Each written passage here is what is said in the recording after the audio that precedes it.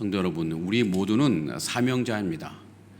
어떤 특정한 사역도 사명이지만 이 믿음의 길을 가면 믿음을 지키는 건 역시 귀한 사명이라고 할 수 있습니다.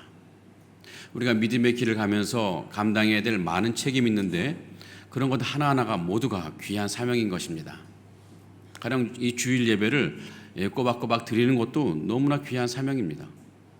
또 귀한 물질을 하나님께 드리는 것도 귀한 사명이고요. 또 구역 예배에 참여하는 것도 귀한 사명입니다. 그러게 특정 사역이 아닌 그저 평범하게 믿음의 삶을 살아가는 것도 사명자의 삶이라고 할 수 있습니다. 자, 그런데 우리가 늘 느끼는 것이지만 이런 사명자의 길, 또 믿음의 길 가는 것이 결코 쉽지가 않습니다. 그 가는 길에 많은 장애물이 있고 또 그 장애물 때문에 우리가 포기하고 싶은 마음이 생길 때가 어디 한두 번입니까? 그런 것 때문에 우리가 불편해지는 일이 많고 또 그러면서 우리로 낙심하고 불평하게 하는 일들이 종종 생기고 있습니다. 자, 오늘 말씀에서 우리는 믿음과 사명의 길을 가는 동안에 우리가 마주하게 될 많은 낙심과 불평거리들, 우리는 어떻게 이런 것들을 극복할 수 있을까? 오늘 세례 요한과 그의 제자들이 대화하는 이 본문을 통해서 낙심과 불평을 극복하고 기쁨으로 우리가 걸어갈 수 있는 길들을 한번 같이 찾아보면 좋겠습니다. 오늘 말씀은 세례 요한의 제자가 불평하는 장면으로 시작되는데요. 세례 요한의 제자들이 불평하는 것은 세례 요한에게서 세례를 받는 사람들보다 이제 예수님에게 세례를 받는 사람들이 훨씬 많아졌기 때문이었습니다. 오늘 말씀 26절을 보면 그들의 불평이 기록되어 있습니다. 그들이 요한에게 가서 이르되 랍비여, 선생님과 함께 요단강 저편에 있던 이 곧 선생님을 증언하시던 이가 세례를 베풀매 다 사람이 다 그에게로 가더이다. 자, 요단강 저편에 있던 이 곧 세례 요한이 증언했던 이는 바로 예수 그리스도입니다. 자, 세례 요한의 제자들이 가만히 돌아가는 형국을 살펴보니까 아니 자기들에게 세례를 받으러 오는 사람들은 점점 줄어들고 있고 저쪽 예수 그리스도에게 세례를 받으러 가는 사람들이 점점 많아지는 거예요. 급기야는 이제 예수님에게 세례를 받는 사람들이 자기들에게 세례를 받는 사람보다 더 많아졌어요. 세례 요한파는 점점 약해져 가는데 저쪽 예수 그리스도파는 점점 부흥합니다. 이것이 의미하는 것이 무엇일까요?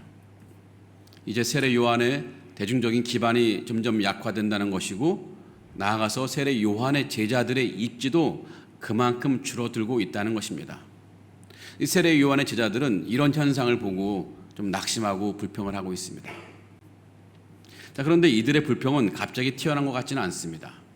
이전에도 그들이 낙심하고 불평할 만한 일이 있었습니다. 오늘 본문에는 없지만 요한복음 1장에 보면은 세례 요한의 제자 가운데 세례 요한을 떠나서 예수님의 제자가 된 제자가 있었습니다.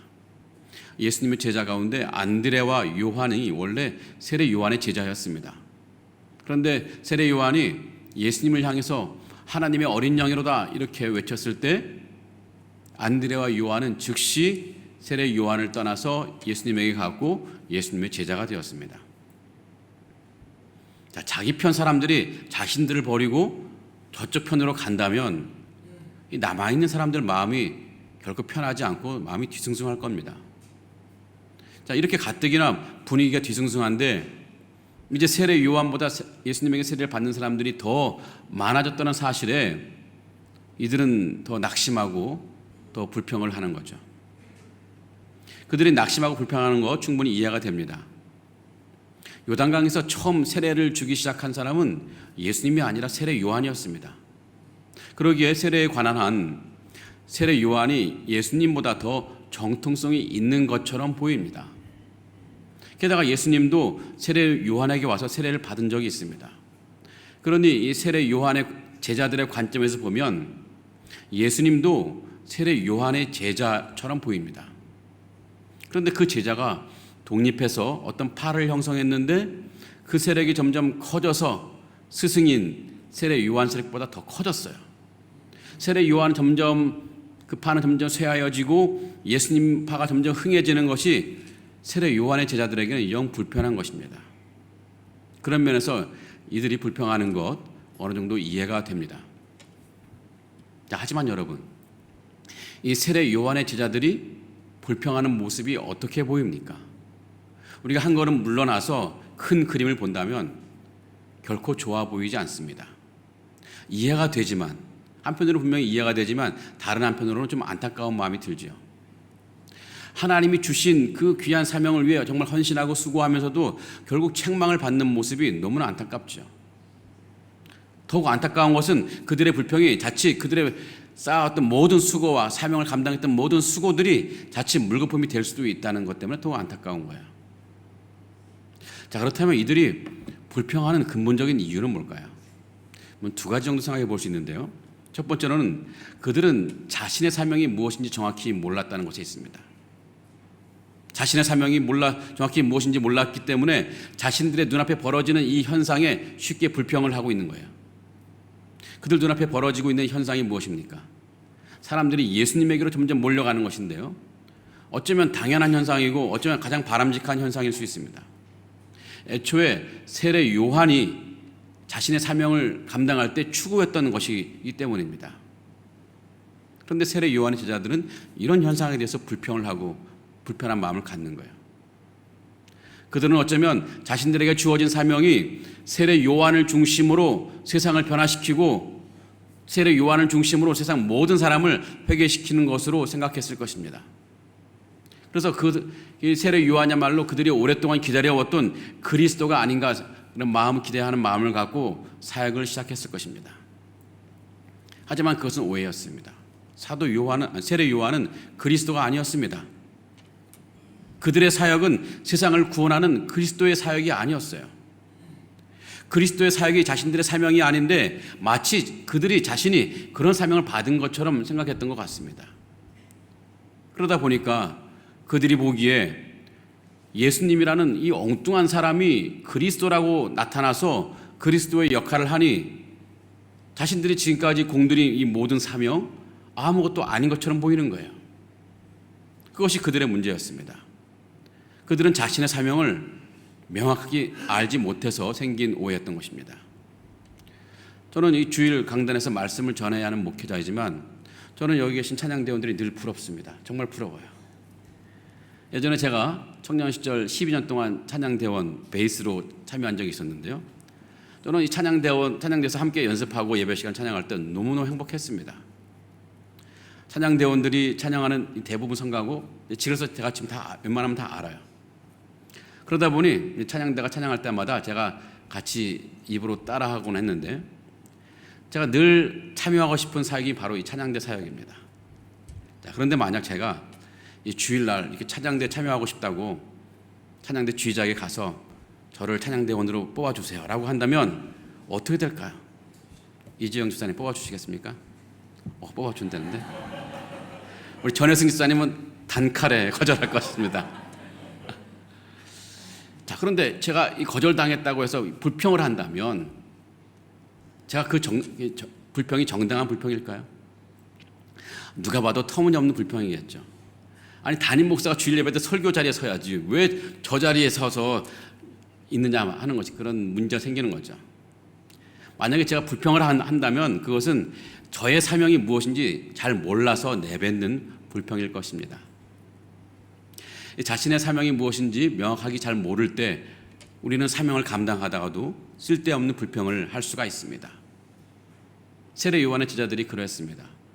이 자신의 사명 또는 이 세례 요한의 사명이 정확히 무엇인지 몰랐기에 이 보이는 현상에 낙심하고 불평을 하는 것입니다. 그래서 세례 요한이 그 제자들에게 다시 한번 우리들의 사명이 무엇인지 깨워주고 있습니다. 오늘 말씀 28절을 볼까요? 자, 내가 말한 바 나는 그리스도가 아니요 그 앞에 보내심을 받은 자라고 한 것을 증언할 자는 너희니라. 자, 이 말씀 통해서 알게 되는 이 제자들의 사명은 무엇입니까? 그것은 사람들에게 세례 요한이 그리스도가 아니라 그리스도는 따로 있다. 그저 세례 요한은 그리스도의 길을 예비하는 사람이다. 세례 요한은 그리스도를 소개하고 사람들을 예수님에게로 인도해야 될 사명을 받은 사명자라고 증언해야 한다는 것입니다. 그것이 세례 요한의 사명이고 그 제자들의 사명이었습니다. 그러게 예수님을 그리스도라고 믿고 따르는 사람들이 정말 많아진다면 오히려 그런 현상을 보면서 정말 기뻐해야 되고, 또 세례 요한을 그리스도로 믿고 따르려 하는 사람들이 있다면 오히려 그들을 말려하는 것이 이 세례 요한 제자들의 사명이었습니다. 그런데 이 세례 요한의 제자들은 마치 세례 요한이 그리스도인 것처럼 생각하고 사역을 했던 것처럼 보입니다. 이 제자들은 자신의 사명이 무엇인지 몰랐기 때문에 자신의 눈에 보이는 이 현상에 불평을 하고 있었던 것입니다. 자, 세례 요한의 제자들이 불평하게 된 또 다른 이유가 있습니다. 어쩌면 더 심각한 이유고 더 심각한 문제일 수 있습니다. 그것은 그들이 하나님 뜻이 이루어지는 것에 관심을 갖기보다는 자신들에게 돌아올 영광에 더 많은 관심을 가졌던 것입니다.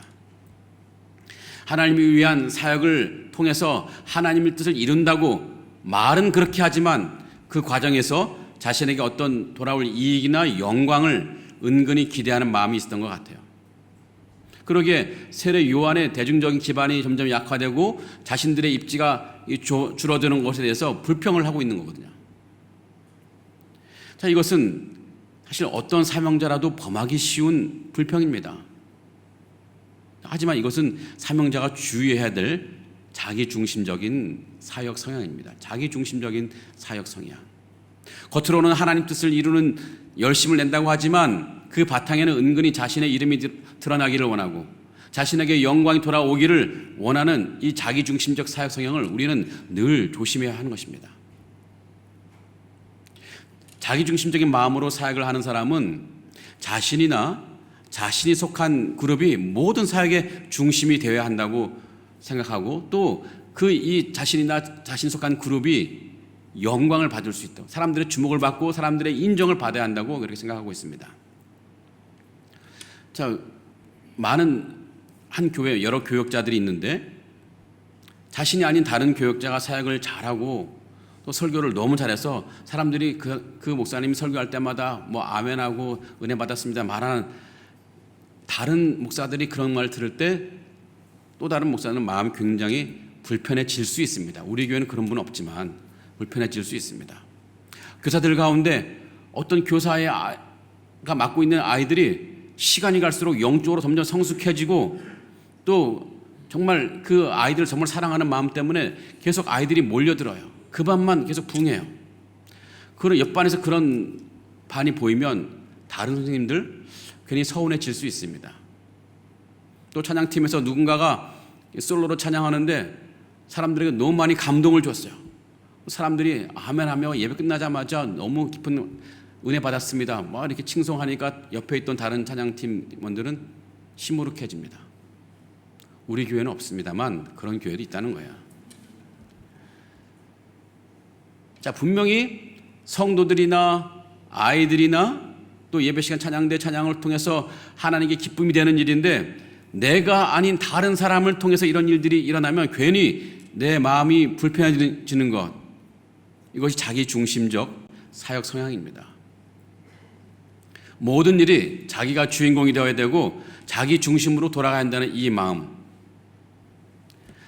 자신이 아닌 다른 사람 중심으로 일이 진행되거나 다른 사람이 칭찬받는 것이 불편해지는 이 마음, 물론 이것은 인지상정입니다. 누구나 그렇게 인간이라면 얻게 되는 마음인데, 하지만 우리가 주의해야 될 성향이기도 합니다.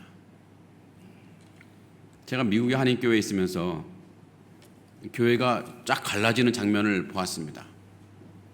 자, 목회자와 이 평신도 리더가 서로 주도권을 다투다가 결국 더 이상 합칠 수 없으니까 결국 둘로 갈라져 버리더라고요. 자, 그 지역에 제가 갔을 때 가기 한 20년 전에는 교회가 하나였다 하더라고요. 근데 20년 뒤에는 교회가 열 몇 개가 되어 있습니다. 그래서 처음에는 와, 정말 교회가 각각 부흥하고 정말 힘차게 사역하는구나 생각했는데 그게 아니고 20년 동안 계속 갈라져서 열 몇 개가 된 교회, 원래 한 교회인데 열 몇 개의 교회로 갈라져 버렸어요. 이게 두 리더십들이 서로 자기 주도권을 차지하겠다고, 자기가 서로 중심이 되겠다고 이런 다투다 보니까 서로 이 평행선만 갔다가 갈라지게 된 것이죠. 이야기를 들어보면 다 나름 그런 이해가 되고 이유가 있습니다. 그럼에도 불구하고 너무 안타까운 일이죠. 왜 이런 일이 일어나느냐 하면 역시 자기 중심성입니다. 자신이 중심이 되어야 되고, 자신이 속한 그룹이 중심이 되어 주도권을 잡아야 되고, 또 나아가서 자신이 속한 파가 혹은 자신이 조금이나마 더 영광을 누려야 한다는 이런 심성, 자기 중심성 성향인 거죠. 세례 요한의 제자들은 그들의 스승인 이 세례 요한이 이 그리스도가 되어서 세상을 다스리면 자신들도 어떻게 보면 한 자리 차지할 거라고 기대했는지도 모릅니다. 그런데 사역의 중심이 자기들에게서 떠나서 예수 그리스도 파에게로 넘어가니까 굉장히 공연의 마음이 허탈해지는 것입니다. 이러다가는 자신들이 기대했던 영광은 다 물거품이 되고 말 것이다. 그런 면에서 세례 요한의 제자들은 또 불평을 하게 된 것입니다. 자, 그렇다면 그들의 스승이었던 세례 요한은 지금 그 현상에 대해서 어떻게 대응했을까요? 사람들이 점점 예수님에게로 몰려가는 이 현상을 보고 어떻게 대응했을까요? 어쩌면 사람들이 예수님에게로 몰려가는 것에 대해서 가장 예민하게 반응할 법도 한 사람이 바로 세례 요한이었습니다. 근데 이 세례 요한은 어떻게 대응했을까요? 세례 요한은 똑같은 상황인데도 그의 제자들과는 전혀 다르게 정반대로 반응을 합니다. 세례 요한은 이런 현상에 오히려 기뻐해요. 자신은 이제 화려한 무대에서 내려가야 하는 쓸쓸한 처지인데도 불구하고 오히려 그것을 기뻐하고 있습니다. 29절을 볼까요? 신부를 취하는 자는 신랑이나 서서 신랑의 음성을 듣는 친구가 크게 기뻐하리니 나는 이러한 기쁨으로 충만하였노라. 세례 요한은 지금 자신 눈앞에 일어나고 있는 상황 때문에 기쁘다고 말하고 있습니다. 그런데 그냥 기쁜 것이 아니라 너무 기뻐하는 거예요. 기쁨이 충만하다고 말합니다. 이게 허세가 아닙니다. 진심으로 기뻐하는 거예요. 자신이 쇠하고 있는데도 오히려 기쁘다고 말하고 있습니다. 어떻게 그럴 수 있었을까? 세례 요한의 인격이 정말 탁월한 걸까요? 그런 것 같지는 않습니다. 도대체 세례 요한은 대부분 사람들이 불평할 만한 상황에서 오히려 어떻게 기뻐할 수 있었을까? 이제 두 가지 이유를 생각해 볼 수 있는데요. 첫 번째로는 세례 요한은 하나님이 자신에게 맡기신 사명이 무엇인지 정확히 알았기 때문이었습니다. 다시 한번 28절을 볼까요? 내가 말한 바 나는 그리스도가 아니요 그 앞에 보내심을 받은 자라고 한 것을 증언할 자는 너희니라. 물론 지금 이 말씀은 세례 요한이 제자들에게 하는 말씀이지만 이 말씀 안에 세례 요한이 자신의 사명이 무엇인지를 정확히 파악하고 있다는 것이 드러나고 있습니다. 세례 요한은 자신이 하나님으로부터 어떤 사명을 받았는지를 너무나 잘 알았습니다. 이 자신의 사명은 그의 앞에 보내심을 받은 자의 사명입니다. 즉 예수님을 소개하고 사람들을 예수님에게로 인도하는 사명을 맡았다는 것을 세례 요한은 너무나 잘 알고 있었습니다. 그런데 지금 어떤 일이 일어나고 있습니까? 예수님이 세상에 소개되고 있고 사람들이 예수님에게로 인도되고 있습니다. 자신의 사명이 성취되고 있어요. 그러니 세례 요한이 기뻐하는 것 너무나 당연한 일이죠. 세례 요한은 자신의 사명을 이 결혼식으로 비유하며 다시 설명합니다. 자신이 이 상황에 누리는 기쁨을 결혼식으로 비유해 설명하는데요. 이 결혼식장에서 여러분 남자 주인공은 다름 아닌 신랑이죠. 그런데 이 결혼식으로 비유된 이 하나님 나라 사역에서 자신은 신랑과 같은 주인공이 아니라 신랑의 친구 같은 보조, 즉 들러리 같은 존재라는 것을 인정했습니다. 알고 있어요. 어쩌면 오늘날 이 결혼식에 사회자 같은 역할을 한다고 볼 수 있는데 자신은 이 결혼식 사회자로 충분한 기쁨을 누리고 있다고 말하는 것입니다. 저는 이 세례 요한의 기쁨을 조금은 알 듯합니다. 저는 지금까지 결혼 주례를 세보진 않았지만 아마 수십 번 했던 것 같습니다. 저는 주례할 때마다 저는 굉장히 행복감을 느껴요. 물론 결혼식장에서 가장 행복한 사람은 신랑 신부겠죠. 하지만 그들의 모습을 보는 이 주례자로서 저 역시 굉장한 행복을 느낍니다.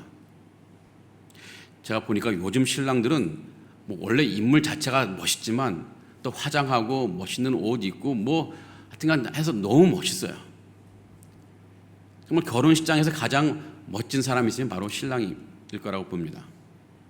자, 이 멋진 사람, 가장 주목받는 사람은 신랑인데, 그렇다고 제가 결혼 주례를 하면서 신랑이 멋지다고 기분 나쁜 적은 한 번도 없습니다. 신랑이 모든 사람의 박수를 받는다고 제가 기분 나쁜 적이 없어요. 신랑이 결혼식의 주인공이 되어 축하받는다고 제가 기분 나쁜 적이 없습니다. 오히려 결혼식 그 모든 순간순간에 저는 기쁨이 넘쳤습니다. 이 두 사람이 가정을 이루는 결혼식에 제가 나름 역할을 했다고 생각하니까 너무 기쁜 거예요. 자, 혼인 서약도 해주고 부부가 되었다는 것을 공식적으로 선포하고 또 새롭게 출발하는 가정을 위해서 축복의 기도를 하는 것이 얼마나 감사한지 모릅니다. 어쩌면 이것은 저뿐만 아니라 주례하는 혹은 결혼 예배를 집례하는 모든 목사님들의 그런 심정일 거라고 봅니다. 왜냐하면 주례자는 그 기쁜 것이 자기는 결혼식의 주인공이 아니라 신랑이 주인공이라는 것을 너무나 알기 때문에 주례자로서의 기쁨을 충분히 누리고 있는 것이죠. 세례 요한은 자신의 사명이 무엇인지 너무나 명확히 알았습니다. 그것은 자신의 사명이 그리스도가 아니라는 것인데요, 자신은 그저 그리스도 대신 예수님을 세상에 소개하는 것이고 또 결코 자신이 그리스도처럼 되는 것이 아니라는 것을 너무나 잘 알고 있었습니다. 사람들에게 예수님을 소개하고 사람들에게 또 예수님께 인도하는 그런 사명을 맡은 사명자라는 것을 너무 뼛속 깊이 알고 있었던 것입니다. 자, 그런데 예수님의 증언자로서 자신은 그 사명을 너무 잘 감당했고 그 사명으로 인해서 사명의 열매가 너무나 잘 맺혔습니다. 사명의 열매가 무엇입니까? 바로 예수 그리스도가 본격적으로 하나님 나라의 사역을 시작하는 것이죠. 그래서 사람들이 예수님에게 가서 세례를 받는 것, 세례 요한의 사명이 추구하는 본질적인 사명이었는데 지금 그것이 너무 잘 성취되고 있어요. 그러니 세례 요한으로서는 너무나 기뻐하는 것이 당연하죠.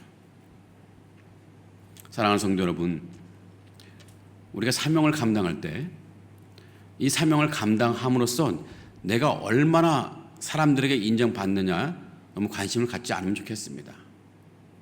우리가 관심을 가질 것은 이 사명을 감당함으로 얼마나 많은 좋은 열매를 맺느냐, 여기에 관심을 가지면 좋겠습니다. 설령 내가 사람들에게 인정받지 못한다 할지라도 내 사역을 통해 사역의 열매가 잘 맺혀졌다면 그것으로 감사하는 것이 우리에게 가장 기본적인 삶의 태도입니다. 또 사람들은 우리의 사역을 인정하지 못한다 할지라도 하나님은 그 수고를 너무나 잘 아시는 분이십니다. 여러분, 사람들이 우리의 수고를 오래 기억할 것 같습니까? 기억 못해요. 하지만 하나님은 두고두고 우리가 헌신하고 수고했던 모든 사역을 너무너무 잘 기억하실 것입니다. 그러니 여러분, 사람들에게 인정받는 것 이런 것과 무관하게 우리에게 맡겨진 사명을 충실히 감당하면 좋겠습니다. 하나님이 다 보고 계신다는 것을 늘 묵상하면서 우리에게 맡겨진 사명을 감당하면 좋겠습니다. 특별히 다른 사람들과 함께 사역을 할 때가 있지 않습니까?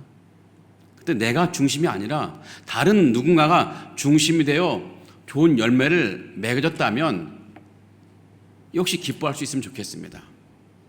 여러분, 하나님 앞에서는요, 사역의 모든 중심자나 사역의 보조자나 똑같이 귀한 사역자입니다. 똑같이 하나님 앞에서 귀하게 인정받게 되는 것이지 사역의 중심자라고 해서 더 큰 인정을 받는 것 결코 아닙니다. 제가 우리 교회 담임 목사지만 담임 목사가 부목사나 파트 교육자 혹은 나아가 교학교 교사보다 더 큰 인정을 받을 것이라고 생각하십니까? 결코 아닙니다. 우리 모두는 그저 하나님 앞에 똑같은 사역자요, 사명자일 뿐입니다. 그러니 내가 지금 어떤 사역을 한다라도 남들이 보기에는 대수롭지 않은 사역, 별 볼 일 없는 사역처럼 보인다 할지라도 어떤 위치에서 그 역할에 최선을 다한다면 하나님께서 분명히 그 사역을 귀하게 여기시고 분명히 하늘의 상급을 쌓아둘 것입니다. 그러게 내가 어떤 위치에서 어떤 역할을 한다 할지라도 여러분 너무 자리에 개의치 말고 주어진 사역에 최선을 다해서 하나님의 기쁨을 누리는 여러분 되기를 간절히 기원합니다. 자, 세례 요한의 두 번째로, 세례 요한이 자신이 쇠하게 되고 예수님이 흥하게 되는 것은 이런 상황에도 불구하고 세례 요한의 마음의 기쁨이 충만했던 둘째 이유가 있습니다. 그것은 자신이 사회적으로 참여한 이 결혼식의 주인공이 세상에서 가장 존귀한 하나님의 아들이며 그리스도이기 때문이었습니다. 지금 세례 요한 자신은 그저 어떤 위대한 사람을 증언하는 것이 아닙니다. 세상에서 존귀한 하나님의 아들이고 그리스도를 증언하는 것입니다. 자신의 증언으로 하나님의 아들 예수 그리스도가 세상에 소개되고 본격적으로 하나님 나라 사역을 그분이 하게 되었는데, 이것 자체만으로도 얼마나 감동스러운 사역입니까? 여러분, 결혼식에서 신랑과 신부의 결혼을 선포하는 것 얼마나 영광스러운 일인지 모릅니다. 여러분 해보셨습니까? 성부와 성자와 성령의 이름으로 이 두 사람이 부부가 된 것을 선포하노라. 그러면 이 신랑 신부가 감격해서 눈물이 흐르고 집에서 막 박수를 쳐요. 물론 내가 주인공은 아니지만 그래도 너무 감격스러운 것입니다.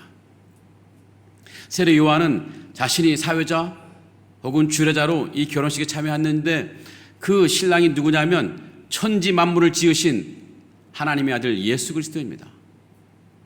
만약에 영국 왕실의 왕자를 결혼하는 식의 주례했더라도 엄청난 영광일 텐데, 하나님의 아들을 이렇게 주선한다면 얼마나 큰 영광이겠습니까?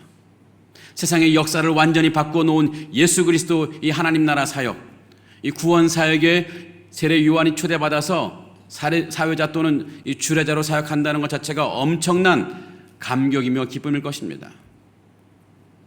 바로 자신이 사명이 얼마나 귀하고 영광스러운지 알기 때문에 그 안에서 어떤 일이 일어나든, 자신이 세력이 쇠하여지든, 자신의 이름이 더 이상 사람들의 기억이 없어지든 아무런 관계가 없이 세례 요한은 충분히 기뻐할 수 있었던 것입니다. 자, 오늘 말씀 31절에서 36절까지 세례 요한이 이 결혼식 사회자로 참여한 이 결혼 당사자가 어떤 분인지 소개하는데요, 이 본문에서 거의 같은 의미의 표현이 반복되어 표현되고 있습니다. 첫 번째로는 위로부터 오시는 이, 둘째는 하늘로부터 오시는 이, 셋째는 하나님이 보내시는 이, 이라고 말했었지만 다 같은 의미인데 하나님의 아들이라는 의미죠. 모두 예수님을 가리키는 표현입니다. 지금 세례 요한의 결혼식에 사회자로 참여하는 이 결혼식의 주인공 예수님은 그저 평범한 목수가 아니라 하나님의 아들입니다. 그런데 하나님께서 그 아들에게 모든 만물을 다 맡겨주셨어요. 모든 만물의 살고 죽음이 이 아들에게 달려 있습니다. 하나님의 아들이신 예수님을 믿는 사람은 구원을 받아 영생을 누리게 되지만, 그 아들을 믿지 않는 사람은 영생이 없고 오히려 하나님의 진노가 임한다고 말했습니다. 그러니까 이 지금 모든 인류의 운명이 바로 예수님에게 달려 있는데, 그런데 지금 세례 요한은 그 왕의 결혼식에 사회자로 참여한 거나 마찬가지예요. 그러니 얼마나 감격스러운 일일까요? 이 감격이 있기에 요한은 자신이 어떤 사역을 하든 그 사역에 쇠하여져도 서운하지 않고 오히려 기쁨으로 충만했던 것입니다. 요한만 이 엄청난 영광스러운 결혼식에 사회자로 참여한 것일까요? 우리 모두는 어떤 사역을 하는 사람도 이 요한과 똑같은 사역을 하는 거나 마찬가지입니다. 하나님 보시기에 모두가 고귀한 사역인 거예요. 성도 여러분, 우리가 이 세상 살면서 믿음의 길을 가고 사명의 길을 가고 또 그 모든 길이 사명자의 길을 간다 해도 우리가 감당하는 모든 사역, 그 어떤 사명도 정말 위대한 사명입니다. 우리가 향하는 모든 사역은 하나님의 위대한 사역인 것입니다.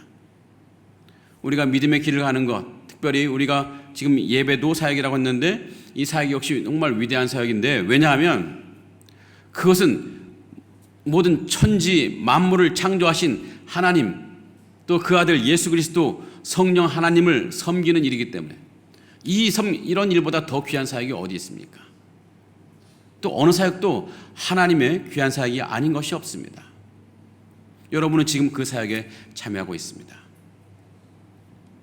성도 여러분, 말씀을 정리해 보겠습니다. 우리가 살아가면서 감당해야 될 이 믿음과 사명의 길, 때로는 참 많이 고단하고 어려울 수 있습니다.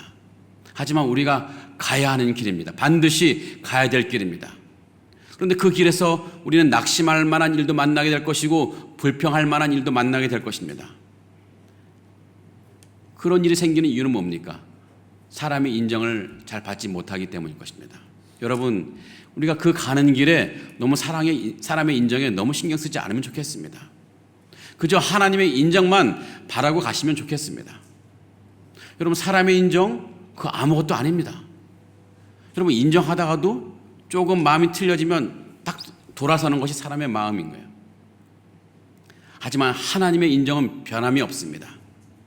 그러니 우리가 어떤 일을 하더라도 오로지 하나님의 인정만 바라고 주어진 사명에 최선을 다하면 좋겠습니다. 또 우리가 감당하는 모든 사명, 하나님 앞에서 똑같이 귀한 사명이라는 것을 꼭 기억하시면 좋겠습니다. 심지어 믿음의 길 가는 것도 귀한 사명인데, 그러기에 어느 사역을 하더라도 주님이 주신 귀한 사역임을 믿고 최선을 다하시는 여러분 되면 좋겠습니다. 이런 것을 늘 기억하시면 어느 상황에서도 남들에게 보기에 볼품이 없는 사역이라 할지라도 기쁘게 이런 사명을 감당할 수 있을 것입니다. 언젠가는 우리는 저 땅 끝에서 우리의 영광스러운 주님을 만나게 될 것입니다. 그때 만날 주님을 바라보면서 이 땅에서 우리에게 주어진 사명의 길을 행복하게 걸어가시는 여러분 되기를 주님의 이름으로 축복합니다. 아멘. 그럼 다 같이 일어나서 찬양하시겠습니다.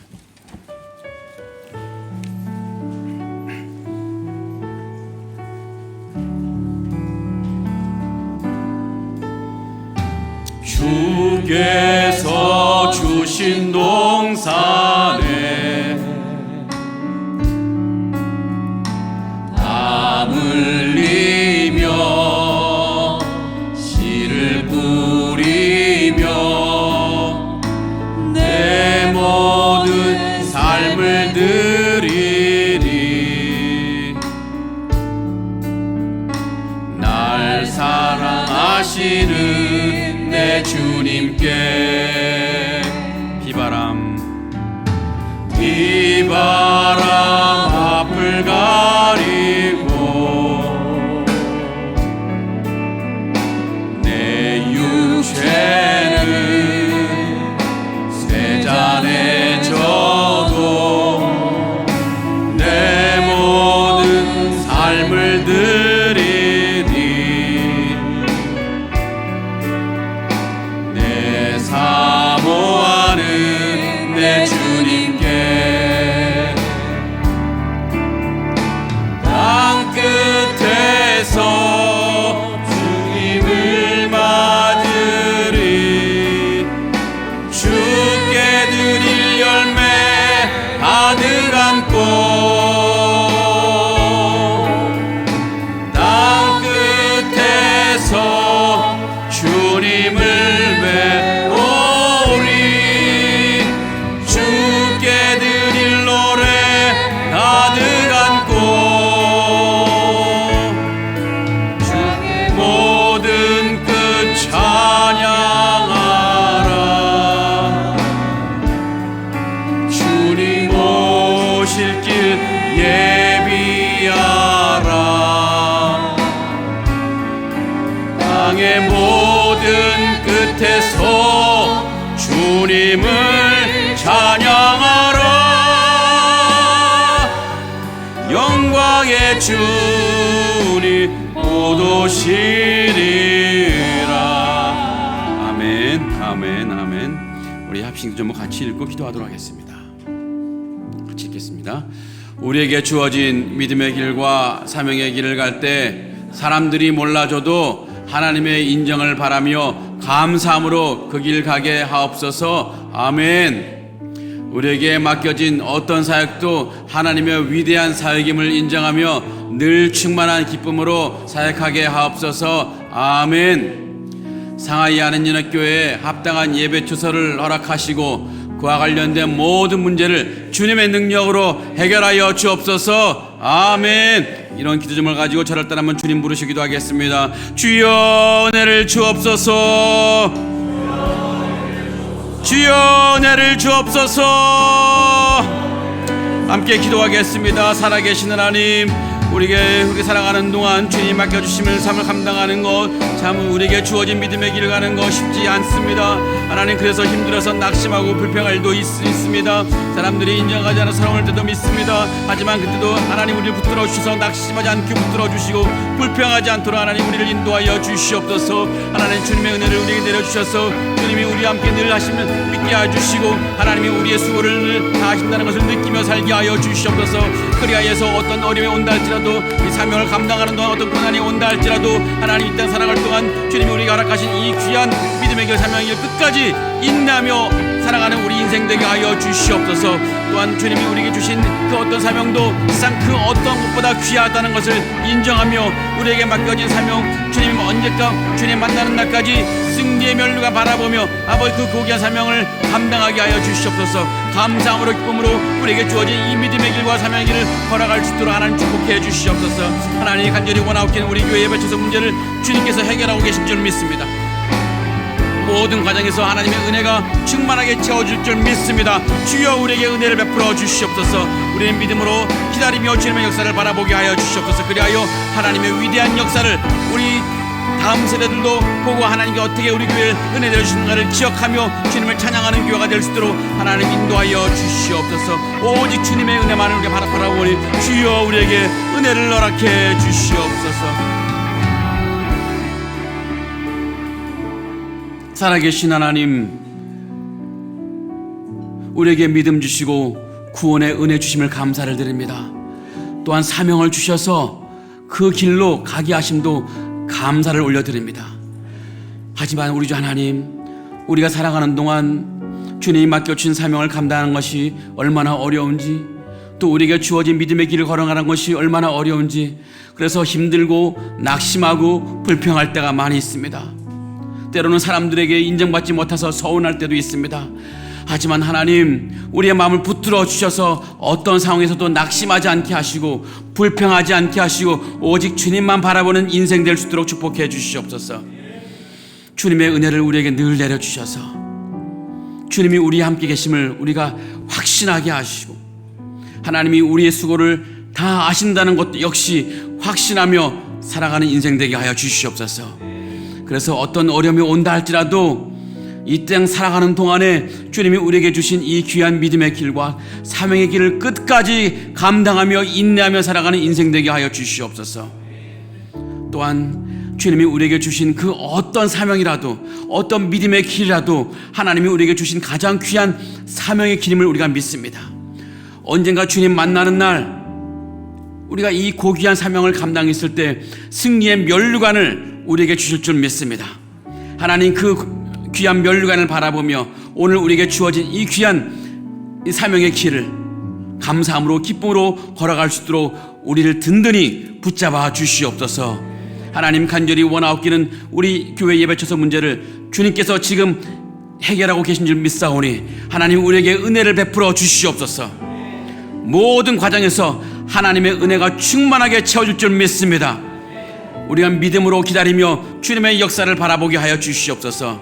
이제 일어날 모든 주님의 역사를 우리의 다음 세대가 이 시간의 역사를 바라보며 하나님이 얼마나 우리 교회를 사랑했는지, 하나님이 얼마나 우리 성도들을 사랑했는지를 기억하며 감사하는 다음 세대가 될 수 있도록 이 시간의 모든 역사를 주님께서 인도하여 주시옵소서. 우리의 영원한 왕이시며 우리의 주권자 되시는 예수님의 이름으로 간절히 기도합나이다. 아멘. 이제는 우리의 구원자 되시고 우리의 주관자 되신 우리 주 예수 그리스도의 은혜와 성부 하나님의 사랑과 성령님의 인도하심이 아무리 힘들다 할지라도 우리에게 주어진 그 어떤 사명도, 우리가 걸어가야 할 그 어떤 믿음의 길도 주님과 함께 인내하며 감사하며 기쁨으로 감당하기를 다짐하는 상하이 하는연합교회와 성도들 머리 위에 지금부터 영원토록 함께 하실지어다. 아멘.